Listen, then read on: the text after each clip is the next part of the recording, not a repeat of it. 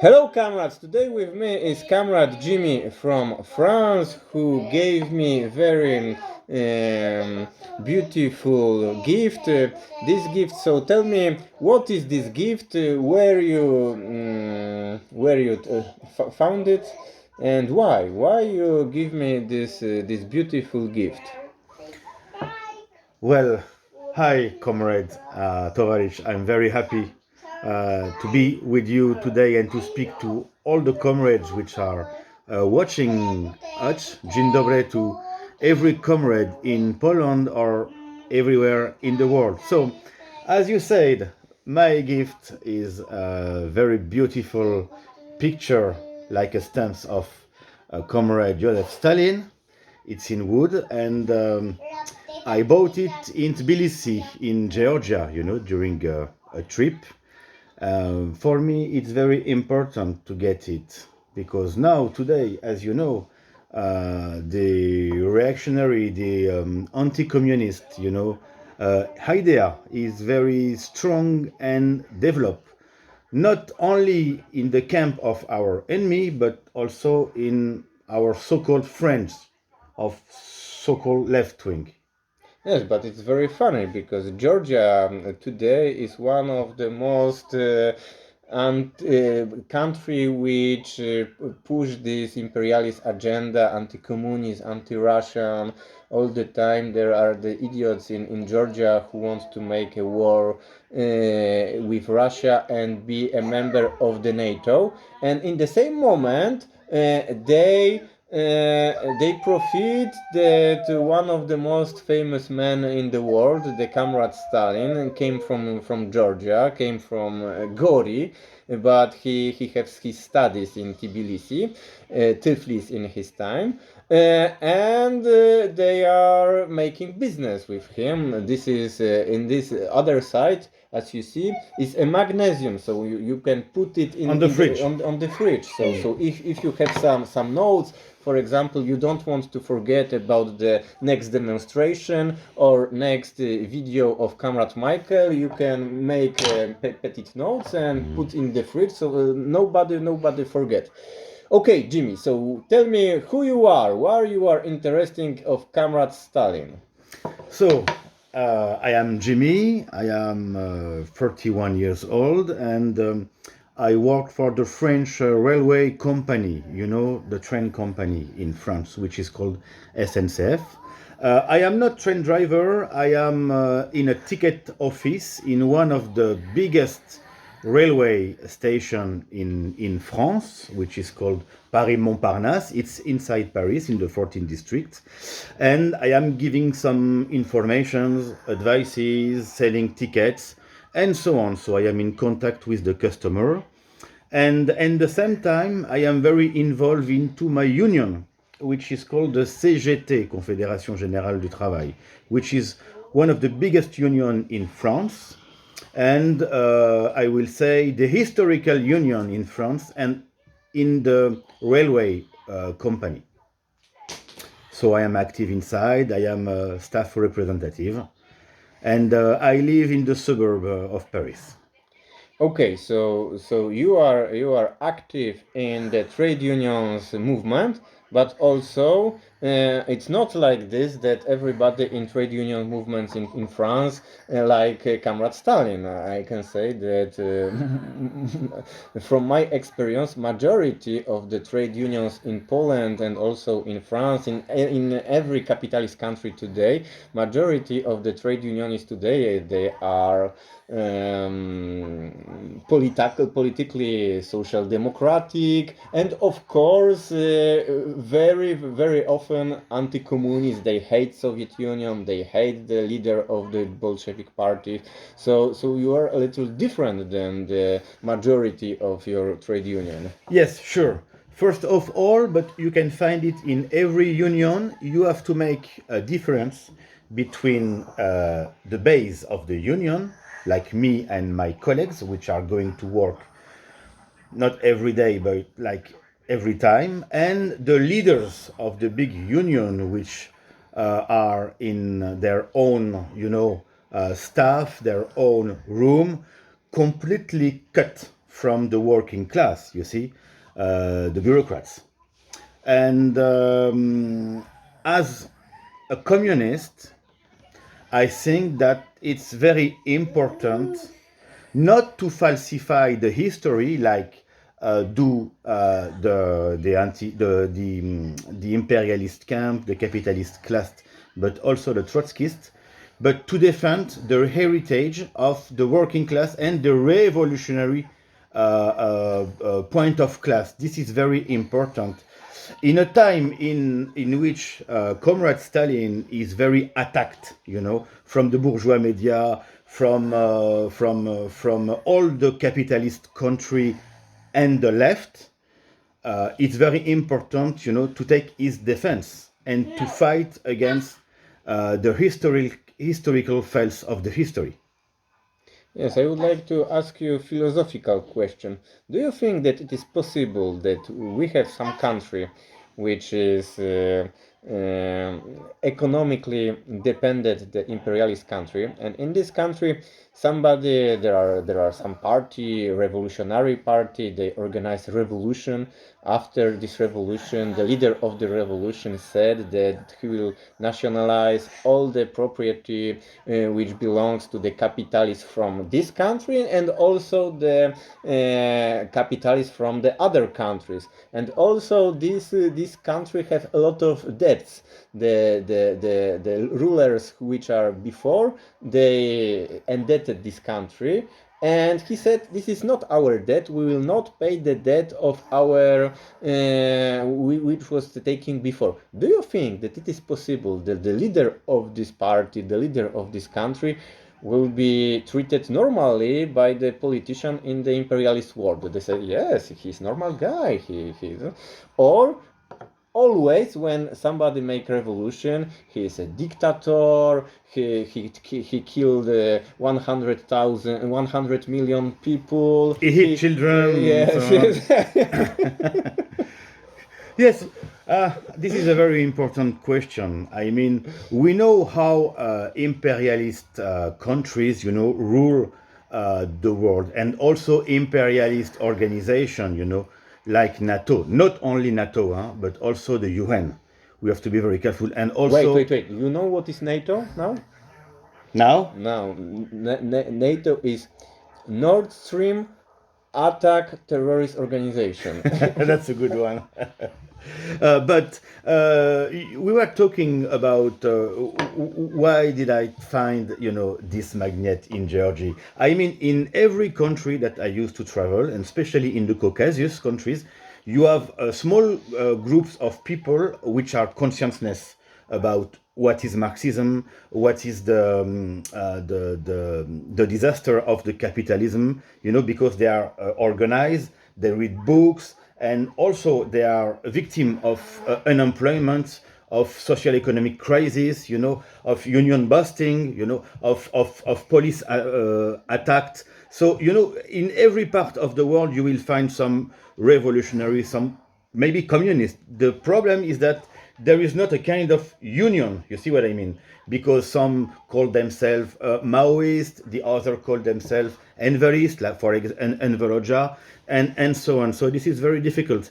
About imperialism, you know, I think that as Che Guevara said to some young students from the States, you know, when they meet each other, he said to them, I am very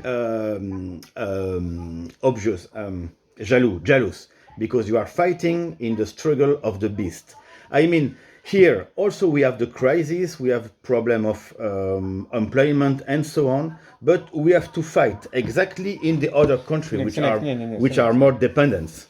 Do you understand my point, comrade? Yes, but I need to protect our camera. The camera. yes. We have a spy there, you know, a little spy. Synek, no!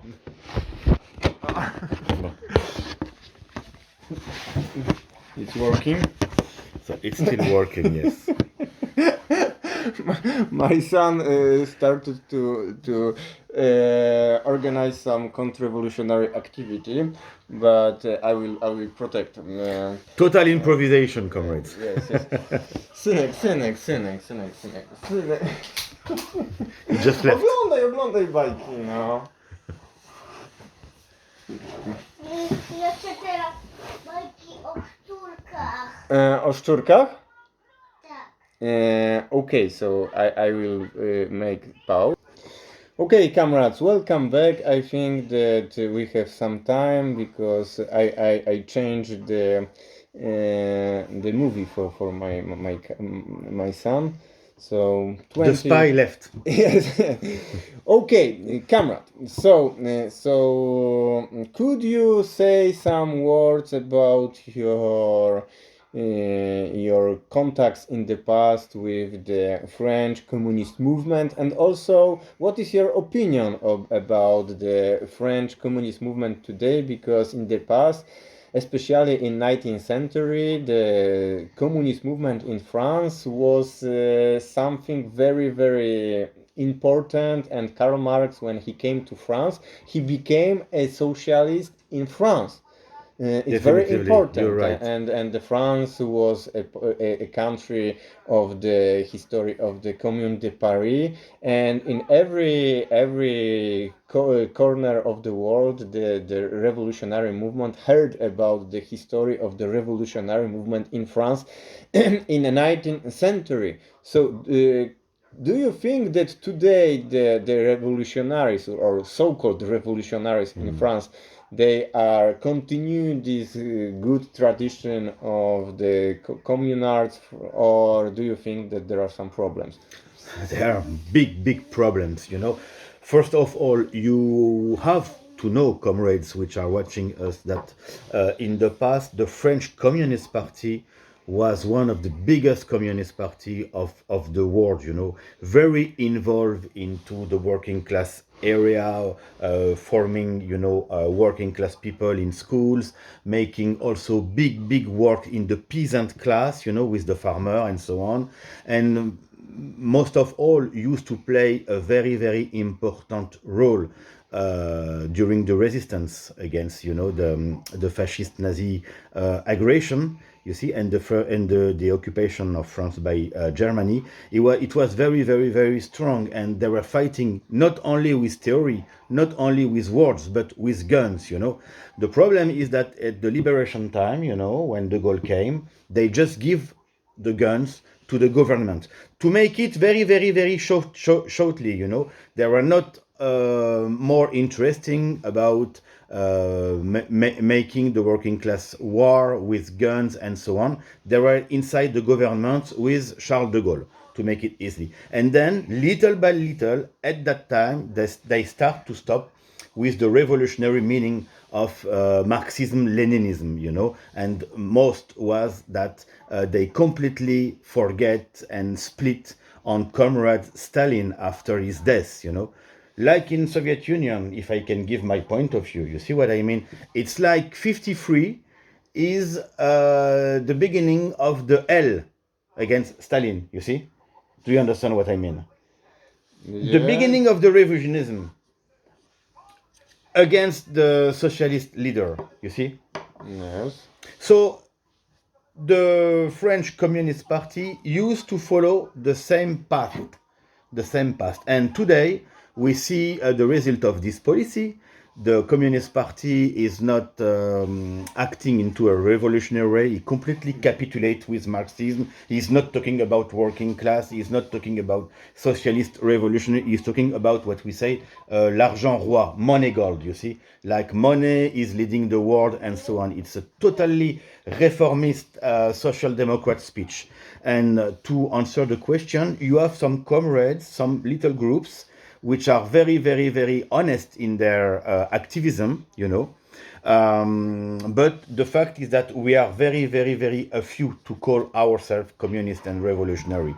Most of the groups that you will see in the streets are Trotskyist or some anarchist or some anarcho-syndicalist groups. So we have some Marxists, but it's difficult to make a union of them. Okay, I would like to ask you one question about thing which you said.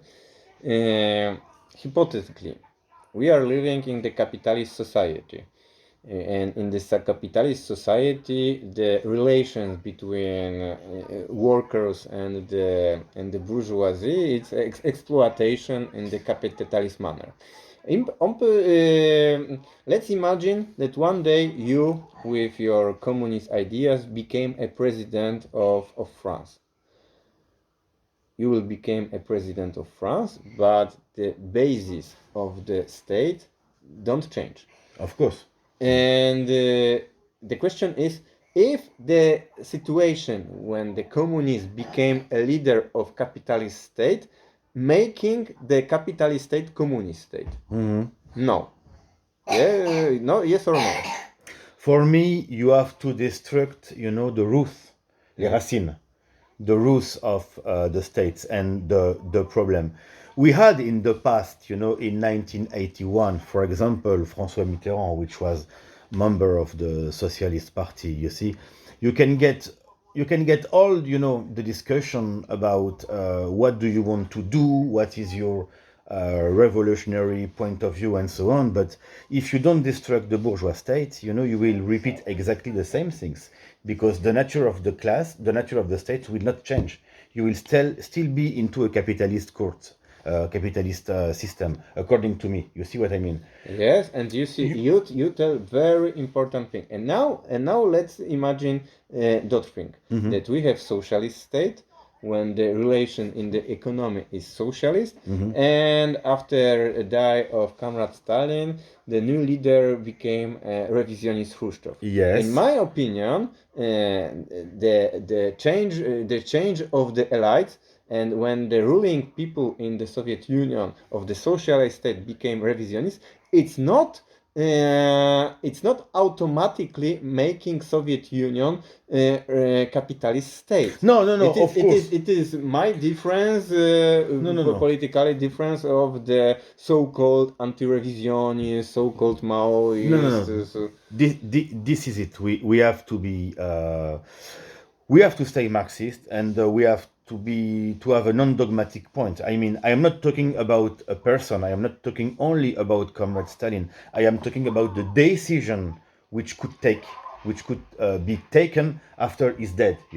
It's not a question of person. You see what I mean? It's a question of what the Soviet leaders did at that time. After 53. You see what I mean? Saying that everything in the past was bad. no, but I am talking. No, I am talking not the talking about the language, what they talk about Stalin, yes. what they say about the monument of Stalin. They destroyed the monument Stalin. I know. They said that it was not. But I'm talking about the economic base of the Soviet Union.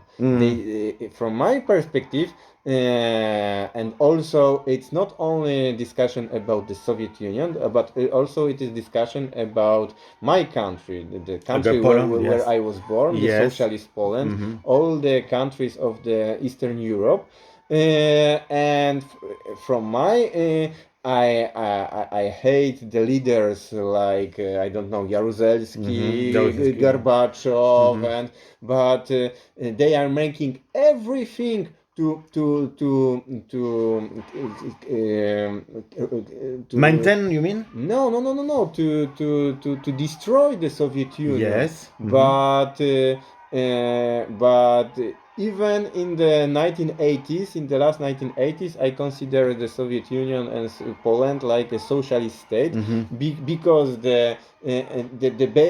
from the workers' perspective, we have all these things very important which are giving socialism. We have the free health system, we have the education, we have the houses for free for the workers, and also the relation in the work. It was not the capitalist exploitation that they are only talking faster. No, the work in the socialist times was easy, was slow. You can came there, drink coffee, talk with friends. You work something, you continue it was the amical friendship situation in the socialist times, not like today that you are always all the time you have depression like in the concentration camp in Auschwitz. So work, faster, faster, faster,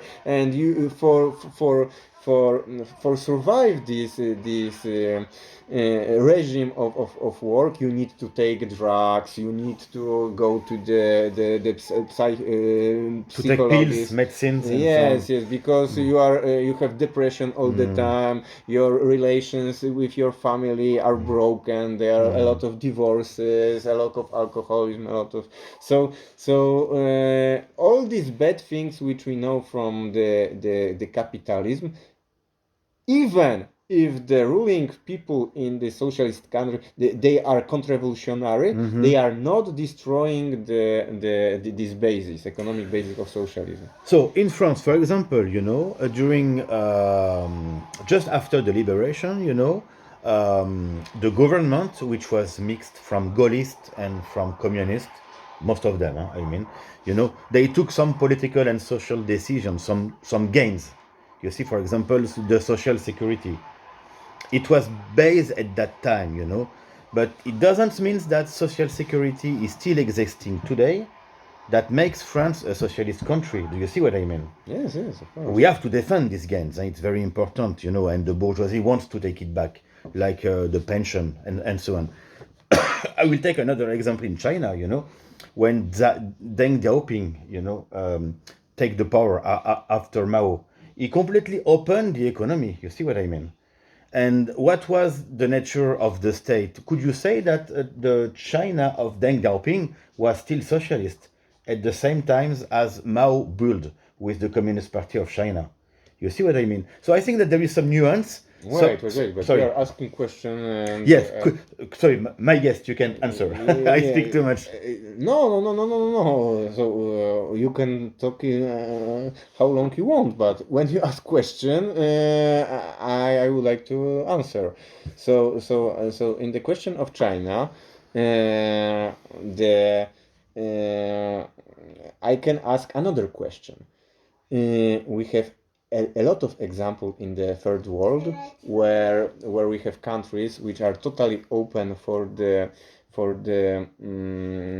investigation from the multinational, from the corporation, from the Western countries, and in these countries, in Bangladesh, in Africa, we see a lot of poverty. That even when they invest in this country, the money are return to the Western capitalists. China is different. That they invest in China, but because it was not it wasn't capitalist contribution, and the main economic decision still are making by the Communist Party, and also the main branches of the industry, the hard industry in China are controlled by the state, and also it's planified economy. So we can say that we have three different sectors in the Chinese economy. We have the sector controlled by the state, we have the sector controlled by the Western capitalist, and also we have the small bourgeoisie, which from the nature of the states, it's nothing changed. It's nothing changed if somebody, I don't know, sold hot dogs in the streets or not, and the bourgeoisie like this, that somebody employ one or two person, it's not a question of the counter-revolution of China. For me, this miracle, because when we are talking about the economy of China, that we have more than 30 years very very big growth and also in the time, and especially after the crisis 2008, when we see that the Western countries since 2008 are permanently in crisis, and we are talking about the European Union, which is in crisis, permanently in crisis since 2008. We are talking about the United States, which are a little better than European Union. Yeah. But it's when we compare this with China, we see in China big growth, and also the most important things, which for me is because for me it's not important is grow or not. For me, the most important, what is this position of the working class? And the working class in China in last 20 years, the salaries of the workers are bigger, 4 times bigger. 4 times bigger. In the same time, the salaries of the Western world are smaller than 20 years ago. And in China is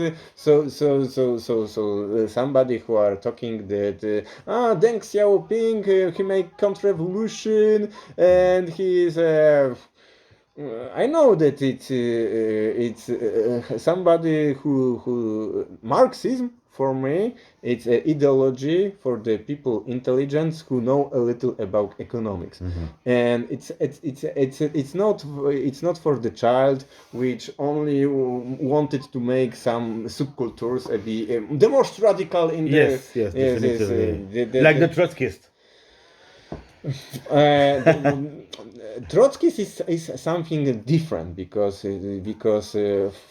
for my perspective, the bourgeoisie in 1917, 1918, so 100 years ago, was very scared of the revolutionary wave in the Europe. Because when we are talking about the revolutionary wave, it's not only the victory of the October Revolution in Russia, but we have also the revolution in Germany, we have the Soviet Republic in Hungary, we have a lot of Soviet Council in Italy, in many, we have a lot of strike, we have movement, revolutionary movement. So they were scared that this slogan from the Communist Manifesto that workers of all the world can unite. And when we see the situation in Europe in 1918, 1919, we see that working class in Europe are united to fighting against the war, against the bourgeoisie. So they are making everything to destroy this unity. And the Trotskyism is a tool, is an imperialist tool to destroy the unity of the working class. Trotsky is not the first tool, because I know. Because in the 1980s, 1918, 1919, the bourgeoisie, firstly they used the anarchists. They used the eserowcy. For example, in Poland, Piłsudski tried to cooperate with Savinkov. Savinkov, he was a terrorist in the time of the Tsarist Russia. So they say, okay, so now you can make your terrorist activity against Bolsheviks. So they used. They changed their strategy, because they see that in the time of the civil war in Russia, if they support only the counter-revolutionary forces, they will lose. So they have to have also some kind of the leftist forces which collaborate with imperialists. So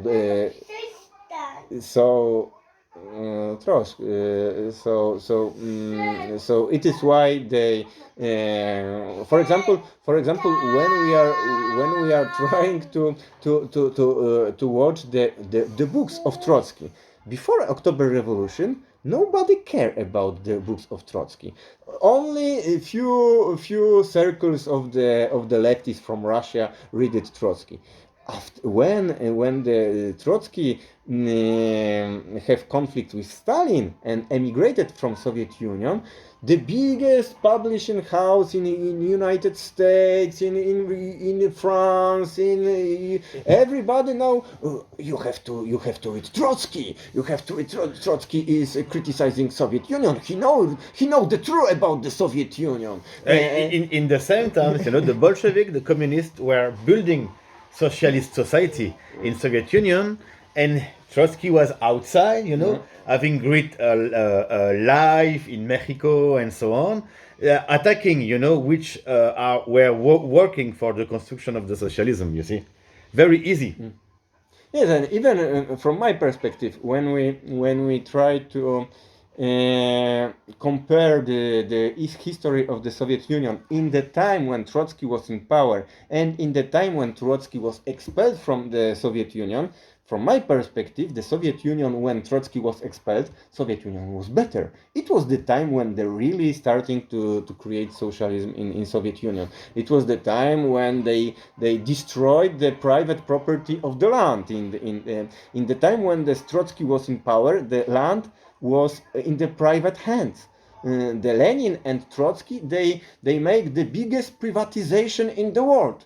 Nobody before them make a so big privatization of land.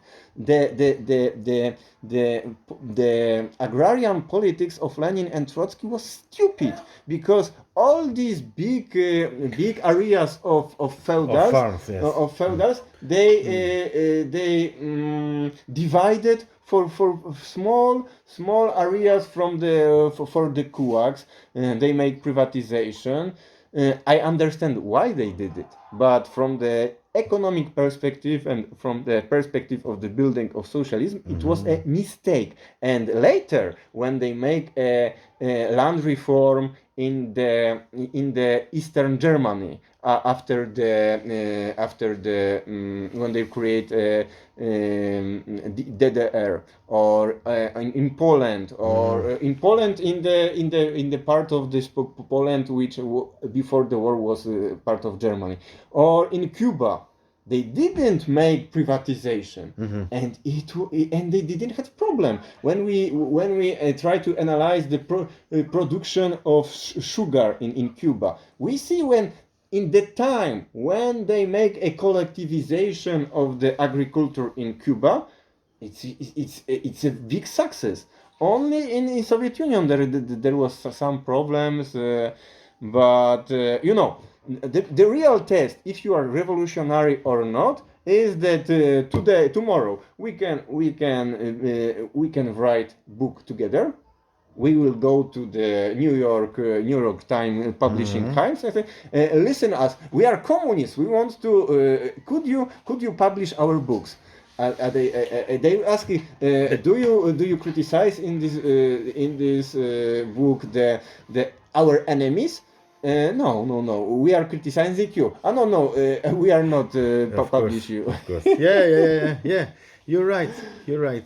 Can I make one point about one of the first question? You see what I mean? We have also a problem in France, but also in some country in Europe, like in Spain, in England, in Germany. You have some group of communists which are very brave. You see what I mean?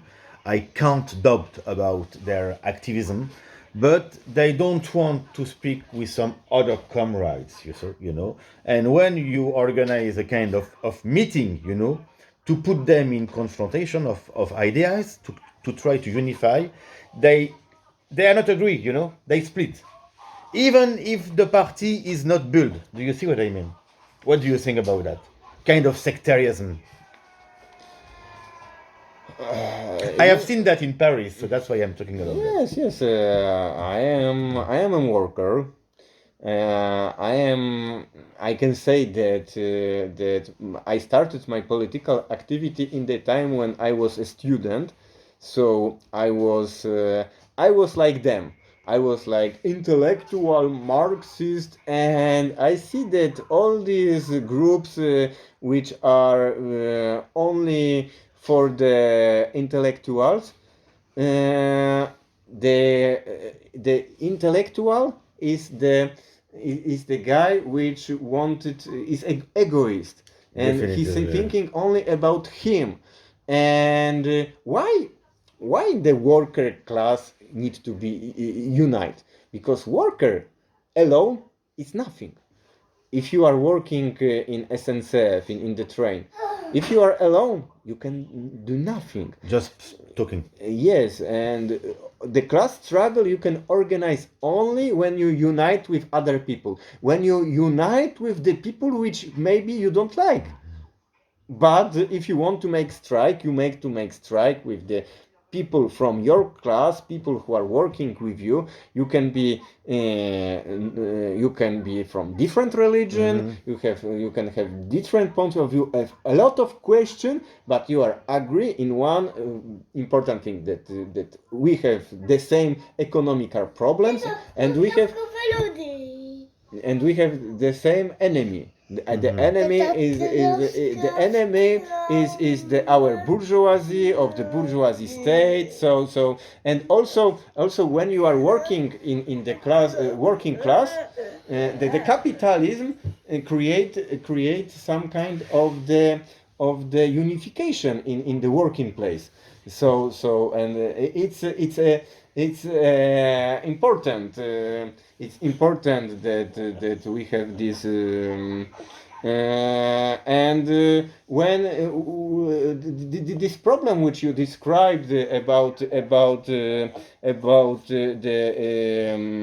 splits, no, because I don't want to the problem with the splits in the leftist movement.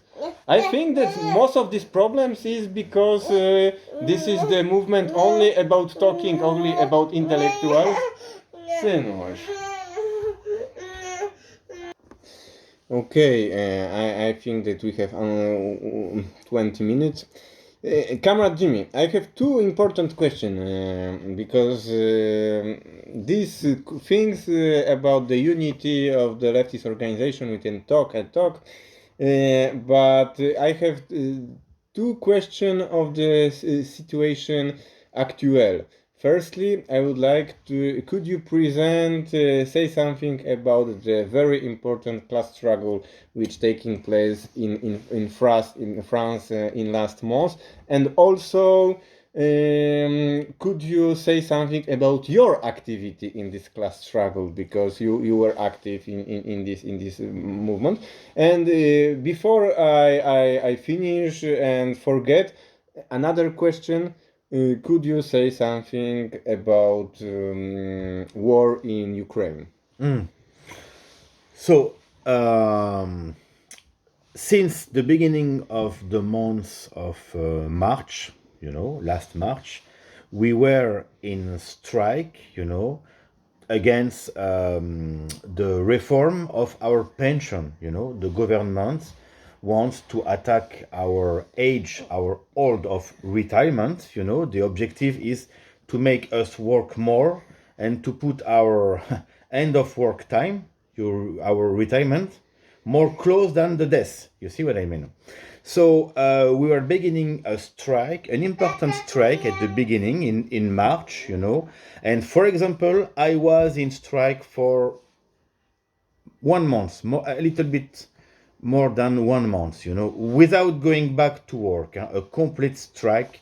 The railway sector was not the only one to be in this fight. You had also some workers from the energy, the electric system, the dockers, the young, some teachers also, with some demonstration, you see what I mean? And every day into our sovereign working class assembly, we were deciding if we continue the strike or not. And every day for 1 month, we decide to continue. Some sector, like some sector in the other cities of France, decided to do more. So some of them were in strike non-stop for 2 months. And taking action in the street and so on. So, unfortunately, due to the betrayal of the union leaders, and because they were not calling for general strike. You see what I mean? And they will not do it. Because they want to they want to keep their advantage. The movement was not so strong. There was not a general strike. Like in '68 in France or in 1995. So it was a little bit difficult to put some colleagues in strike, which were already in 2 weeks or 3 weeks of strikes. And now the situation is a little bit complicated. The union, they are calling us for a new strike on this Tuesday, the 6th. In the same times, the law was accepted by the Senate. So it's a little bit difficult. I think we have to keep the mobilization. I think we have not only the workers of the railway, but we have to go to see our colleagues which are cleaning the railway, from the other company, which are helping people in the railway, the blind people and so on from other company, to be united and to go on strike together. You see what I mean? The problem is that the perspective of the union leader is not doing the general strike. And this is locked. You see what I mean? Because you have one confrontation of people which want to fight, and the leader of the union that's saying, okay, we do one day here, and then we come back in the streets in 2 weeks. And it can't work. It is not possible. You see what I mean? People are getting tired. They don't get enough money to keep the fight. So, unfortunately, some of them, they go back to work. You see what I mean? And little by little, the movement is decreasing. Tu vois, ça va décroissant. So according to me, it's very important to go with my union, I mean the basis of my union, to go to all the railway stations to speak with the colleagues and to make their conscience high, saying that this would not be the only one attack. Pension is just an excuse for the capitalist class, but tomorrow we could get attacked into other social rights like the social security and so on. But as you know, the working class is the motor of the history. So I don't need to speak about that. There will be lots of movements. About your question about the Donbass, huh? Yeah, wait. Yeah, sorry. It's a big. First thing I would like to say that you see that I drink something. I would like to say that show you that it is alcohol. It is without alcohol. Yeah, I am now. It's very hot in France, so it's a refreshing drink. But when I am alone with my son, I am not drinking. So the question for you is that this mobilization was one of the biggest mobilization in the modern history of the Western world, and it failed. The I don't know, the biggest manifestation in France was 800,000 people in the street of Paris, or more, and a lot of it started in January, and it was 4 months of very hard battle. And if this is finished without victory, what to do next? What is your, because for me it's very pessimistic message that all the people are mobilizing together, fighting together, and all this mobilization is for nothing. And it is mean that now nobody can win with Macron, or do you have other ideas how to fight in the future? Because also it is very pessimistic message for the working class in other countries of the European Union, because I think that French working class is one of the most organized in the European Union, and if this all this mobilization are finished without success, other people will say, I will not organize strike, I will not organize demonstration, because it's nothing organize the demonstration for 1,000 people in Warsaw if the demonstration of the 500,000 people in Paris finish without success. What can you answer? Well, I think that in many sector of the activities today in the economy of France, some people are very isolated into very small company. We call that PME, little society, little company. So, due to the disindustrialization of the big factory of France, the closing of the mine, of the siderurgia, and so on, the economic today is that people are working into very little structure, I think, according to me, that we must go to see them, they have to be organized, they have to create their own union or union in the CGT, whatever they want, you see what I mean? But we have to discuss and we have to exchange about the policy of the liberation of the working class. If you keep them isolated, if you don't go with Marxism, Leninism, or with some unionism perspective to see and to discuss and to exchange with them, they will not getting, consciousness alone. You see what I mean? So this is a point. Second point is that they had some big movement like the Yellow Vest in France, les Gilets jaunes, for example, and they were fighting in the streets of Paris, making demonstrations, savage demonstration. But in the other side, they were not pushing the economy down because they were not striking. And I think that we must make this junction until the social movements, the Yellow Vest and so on, and the working class movement, to put them on strike and to paralyze the economy, according to me. This is my point. Do you understand it? Yes. Okay, so now let's talk about Donbass. You participated a few days ago in the meeting of the Trotskyist organization Lutte Ouvrière, fight of the workers' fight. Workers' fight, yes. Workers' fight.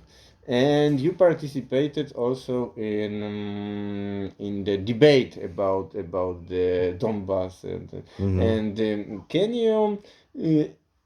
can you present what is the Trotsky's position, especially of NPA, to this war in Ukraine today, and also what is your position, and what is the position of the people which you are politically contact?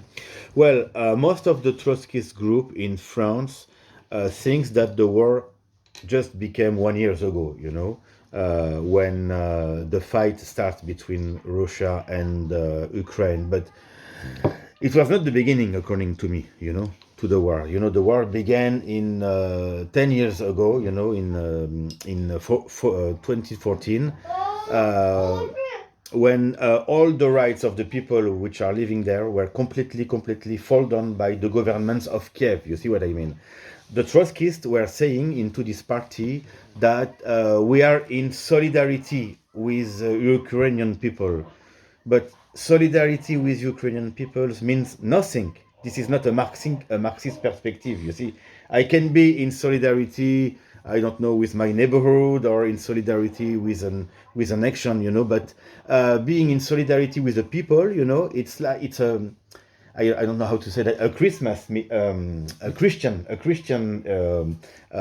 act, If you react in Marxist, you have to see the force which are fighting, you see what I mean? Who is behind Ukraine government of Zelensky? And you will find that this is not only Ukraine, this is the NATO, this is the imperialist camp, you see what I mean? Because according for me, Russia is not an imperialist country, This is a false thing, and this is what the Trotskyists said. And the Trotskyists said, yes, Putin is the bad guy, this is an invasion, and you have to follow one of our principles, which is self-determination of the people. But this is not the case, you see what I mean? If you have the NATO, which is, making some fight, making aggression against you, against your country or your camp, of course you have to defend. yourself. I am not a partisan of Putin, but this is not the point. You see what I mean? About what they said, being in solidarity with the people, we have to be very careful because they did exactly the same thing. For example, when Libya was aggressed 10 years ago, less than 10 years ago, they said solidarity with the Libyan people, but it was just an excuse, you know, to make some attack and some bombardments against Gaddafi. And now look what the Libya is. You see what I mean? This is the base arrière, the playground of the imperialist camp. You see? So every conflict, you know, has to be analyzed by the Marxist perspective. Again, in this fête of lutte ouvrière, you will find people which are not belonging to those groups, which are okay to say this is the NATO, which is provoking the war. Of course, many people were killed in Donbass, and not only in Donbass, you know, in all those regions in the east, like Lugansk and Donetsk. But most of them say, no, Russia is making an imperialist aggression against Ukraine, which is absolutely false. You see what I mean? I am agree with you. I can say more, but my son is not agree with continuation this our conversation. So, Comrade Jimmy, in the could you say something if somebody want to make contact with you, collaborate with you, how to find you? Yes, I will give my email address, and maybe you can put it down on the YouTube channel. I don't know how. Yes, if in you description, can. in description. Yes, you in will the find- description, I will give you my email address, and all comrades which want to discuss. You know, I am also involving into making contacts in the Caucasus with comrades from Armenia, from Georgia, and so on. So, if you have some links, if you want to discuss, to exchange, you can keep contact with me with pleasure. Solidarity, comrades. Thank you. Dziękuję bardzo. Keep the fight.